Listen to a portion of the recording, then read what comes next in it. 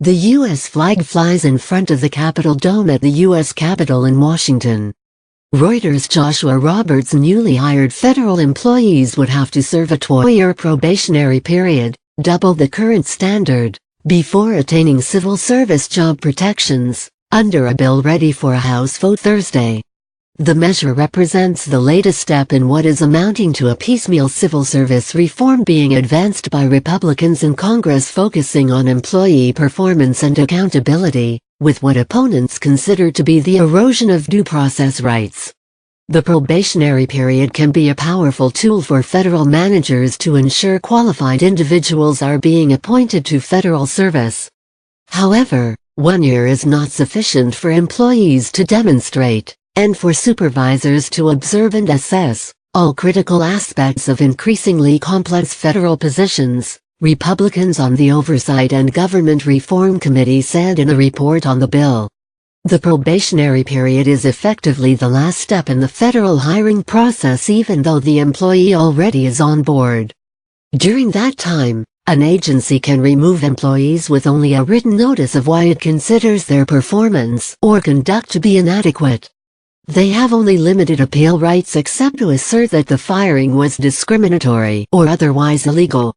After successfully completing their trial period, employees gain additional rights: a notice of proposed discipline and an opportunity to respond and have the agency reconsider before it takes effect, and then to appeal to the Quasi-Judicial Merit Systems Protection Board or through a negotiated grievance process. Those being disciplined for poor performance, as opposed to misconduct, further generally must be given a chance to improve. Under the bill, the standard probationary period for employees hired through a competitive process would increase from 1 year to 2, and the time would not begin until any required training is completed. The longer period would apply to those hired, in federal workforce lingo, appointed, starting 1 year after enactment. That would include employees who have already completed probation but who are newly appointed into a supervisory, managerial or senior executive position. They must serve a second probationary period to assess their performance in that role. They retain the appeal rights they already have accrued, however. A 2-year period already is standard at the Defense Department and in accepted service positions, those in which it is not practical to hold formal competitions. The House report notes that in 2015 the Government Accountability Office concluded that a longer period may be appropriate where newly hired employees spend much of their time in training in occupations that are project-based, where the person may not be able to demonstrate all the skills needed for the position, and where employees rotate through assignments, leaving a supervisor little time to assess their performance.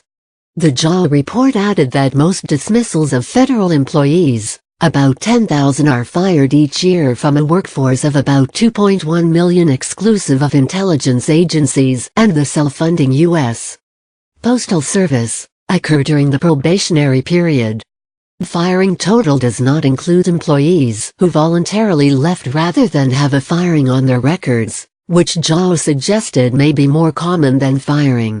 However, in their comments in the report, Democrats said they strongly oppose the bill, which they said appears to be a solution in search of a problem.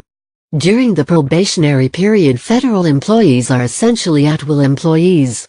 Due process protections are critical to ensuring the integrity of the federal civil service by preventing its politicization and protecting whistleblowers from retaliation. Even after the existing probationary period ends, agencies may still dismiss poor performers after providing employees a chance to improve and ensuring appropriate due process, they wrote. Federal employee unions express similar views.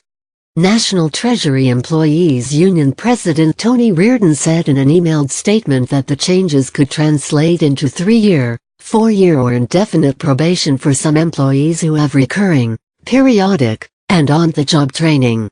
We are also concerned that longer probationary periods would have a chilling effect on whistleblowers, and will allow for unwarranted retaliation.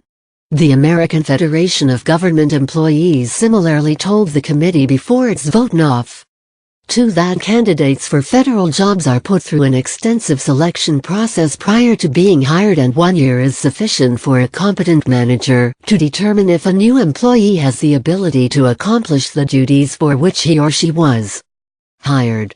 However, the Federal Managers Association supports the bill, saying it would benefit both the government and the employees by allowing supervisors to make decisions based on the employees' performance as trained employees, and allows employees more time to display proficiency in their work. This would allow managers and supervisors sufficient time to thoroughly evaluate their workers' assets and abilities. Some career fields are so complex that it takes more than 1 year to properly train an entry-level employee, FMA President Renee Johnson said in an emailed statement. A coalition including the FMA and other management groups had made similar comments before the committee vote. The bill is the latest in a series of proposals by congressional Republicans this year seeking to strengthen management's hand in disciplinary policies. A law enacted in June shortened the disciplinary notice, response and appeal period for employees of the Department of Veterans Affairs, a measure commonly seen as a potential precedent to be extended across government. In October, a separate law required that agencies take disciplinary action against supervisors found to have retaliated against whistleblowers, including mandatory firing for a second offense. The probationary period has been the subject of studies and proposals for many years. Before the 2015 JAO study, the MSPB issued several reports concluding that agencies are not putting the period to its best use, in some cases because supervisors are not even aware that a subordinate is coming to the end of one. Another issue the new bill seeks to address by requiring reminders 30 days in advance. As one of its last actions under the Obama administration, the Office of Personnel Management in January issued guidance saying that the probationary period is an important management tool. Appropriate actions taken within the probationary period are the best way to avoid long-term problems. UPM has not addressed the issue since then.